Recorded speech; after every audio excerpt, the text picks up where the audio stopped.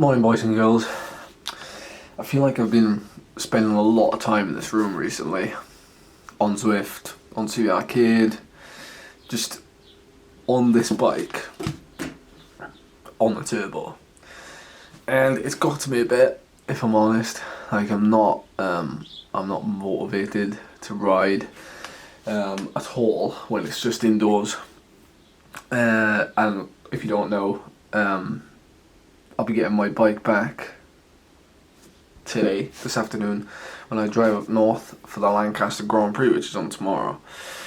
Until then, I've got to do a pre-race ride today, this morning, on this. So the only way to keep my motivation is to do a Zwift race. And I've chosen a flat one, which means I won't have to put out as much power for the majority of the time. So I'm being smart. I'm not going to burn loads of matches by doing a race. Only a couple at the end, which will be similar to the open efforts that we do anyway the day before a race. So yeah, that's the low point at the minute, which is kind of a bummer. But everybody gets them. Just so happens that like I've been stuck indoors. But after this weekend, I'll be back outside, and I'm very much looking forward to that. Back to the old format of the videos then. Lots of hard training because I've got some big goals coming up in the next 2 months, so I can show you exactly what I'm going to be doing for those, how I'm preparing for them. But yeah, it's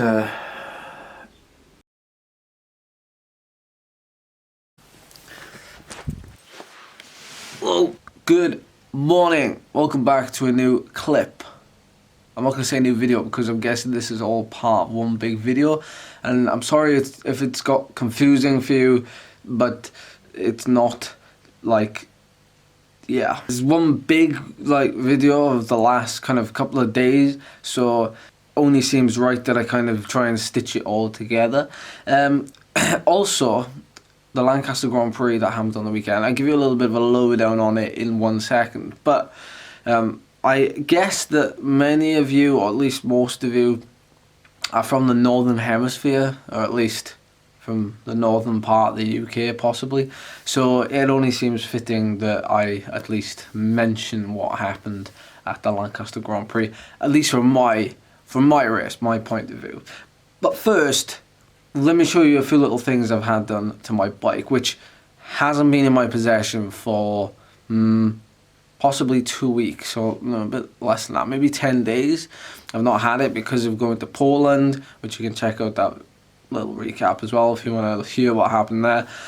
But yeah, went to Poland, gave my bike to the mechanic, raced it out there. And then when I got back, logistically, I didn't have the bike because I flew back without it. So I've not ridden it, I've not seen it. She's all good now though. She's had a little bit of a makeover, and I'll show you that right now. So I've left this on. Not that I've ridden outside yet, but I have a feeling that, well no, actually I'm going to take that off because it's really flimsy. I've got some new bottle cages.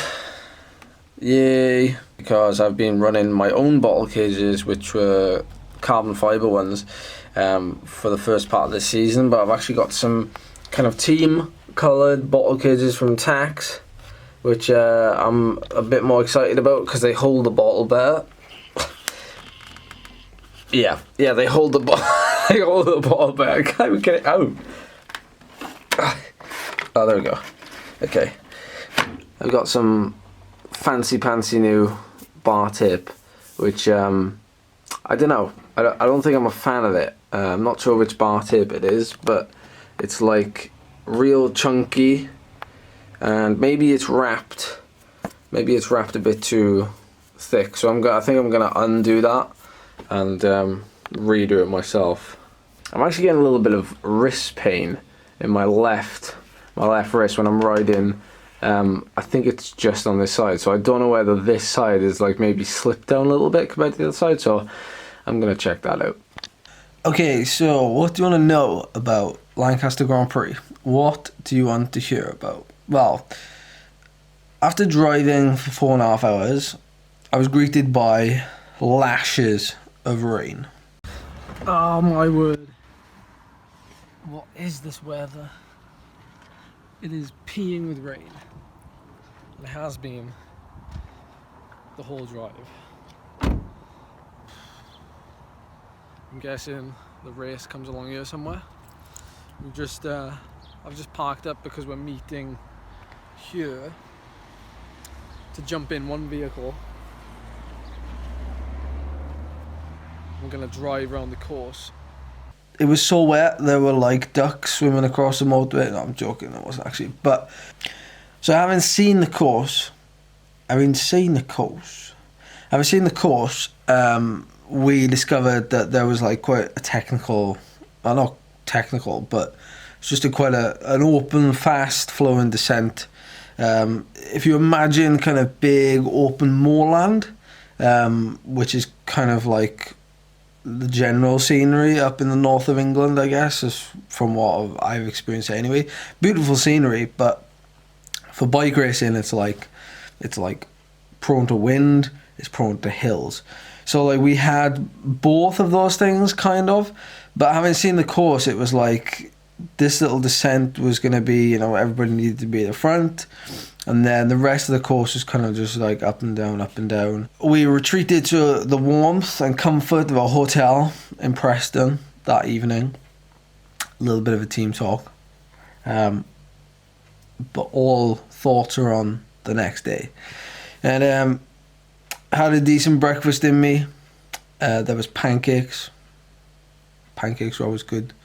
They were decent. They were like American pancakes as well. So like, they weren't just like, they weren't like crepes. They weren't flat and thin. They were like proper chunky pancakes. Had a morning coffee, which I don't normally do, but I knew it may have been needed, and it actually was. The start of the race, for a start, like riding out of Lancaster, like the park was like really cool because you had like the giant kind of, I guess it was like a stately house type of thing right next to the start finish. So it was a great kind of venue for it. We've actually got one local here in Park Howard, and it's like, when the weather's nice, you get like loads of people out, picnics, everything like that. So like on the day of the race, there were lots of people out at the start, or at least at the finish when it was like 2 o'clock in the afternoon. It was definitely warmer. There was like burger vans, there was like milkshake vans, like selling everything there. And there was loads of people around, which was great to see. And I was obviously at the finish, before the finish, because I didn't finish. That make any sense? Break didn't go like for ages and ages, and then eventually when it did go, it had a Ribble rider, a Memo rider, and a St. Piran rider. That St. Piran rider would be Cam Jeffers, Cam the man. The bunch was kind of happy to let them go, and so be it for the next kind of half an hour, 45 minutes. And then after like a couple of laps of like just cruising around, the gap grew to like 3.5 minutes apparently. No one was kind of really chasing, so we decided to ride at the front for a bit. And to be honest, we didn't have to as such. Like we had a plan. We were half anticipating some other teams to join in, which they did then, like kind of near the penultimate lap, which was great. But I was getting to the point where, because I haven't raced a lot, and because of my situation where I'm not training, getting conditioned over long hours, I was getting to the point in the race where my fatigue was being sped up by pushing wind and riding nearish the front. I wasn't really conscious of this until maybe 3 hours in, or maybe a little over 3 hours in, where I was coming up to like 2,500 kilojoules burnt, and I started to feel a little bit groggy. The 4.5 hour drive up there was not like kind to my hamstrings at all. So when I got there, I tried stretching them out and like doing a bit of dynamic warm up as well on the hamstrings, and they were like pretty tight. So I felt them go first. Like they felt like they were fatiguing quicker than anything else. And the problem is that like if any part of your muscle groups in your legs aren't firing, then others have to compensate. So the others then get tired, you know, just as fast, if not quicker. So what I thought happened was I got to the 3 hour mark, and because I'd been pushing wind, that was speeding up my fatigue process. And therefore I wasn't able to go on the climb the penultimate time when it really did kick off, and the whole race, you know, properly split, because it was split in kind of, you know, early doors. You know, from what I could tell, it being in the bunch, like it was split in early doors, so it was people getting off, you know, dropping off the back and then getting back on, because it was then easing up a little bit. So there was this yo-yo effect basically the whole race, apart from the penultimate time up the climb, which is when I sandbagged basically. And then instead of doing another lap, I just met up with a group of riders who got dropped as well, and then we rode back to the finish. So I got to see the finish, and I got to get back to the team van and the cars and everything back at the Saltaire Leisure Centre, which I think there's a purpose-built cycle track there as well, which I've never raced on, but pretty big with youth racing, I think. So I got there, and there was like no food, no water, and I was like, I need food, I need water.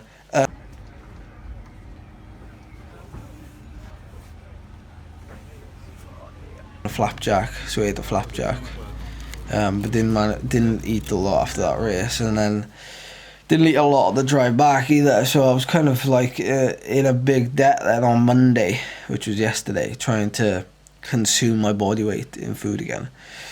But yeah, today's now Tuesday, and I'm planning on doing a big block now, Tuesday, Wednesday, Thursday. So we're gonna be putting in the work, and I'm so happy. Like, the weather is forecast is crap, like the worst weather you could possibly imagine for getting back into the swing of things and back out on the road. It's like windy and it's like pouring the rain, so I'm not going to let that stop me. I'm going to be out and about in it. I don't care.